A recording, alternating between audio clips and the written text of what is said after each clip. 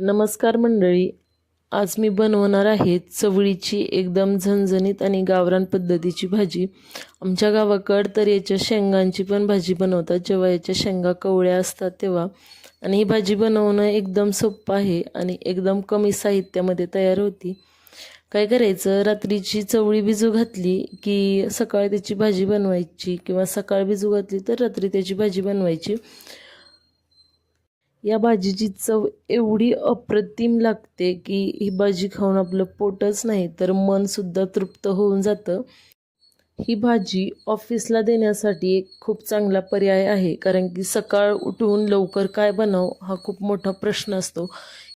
ही भाजी फक्त 15 मिनिटात रेडी होते आणि या भाजीसोबत खायला आपण मऊ आणि लुसलुशीत चपाती, कांदा, लिंबू जर घेतलं तर या भाजीची चव आणखी वाढते.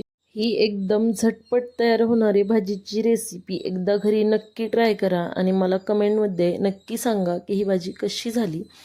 आणि असेच नवनवीन व्हिडिओ पाहण्यासाठी सानवी मम्माज किचनला सबस्क्राईब नक्की करा. धन्यवाद.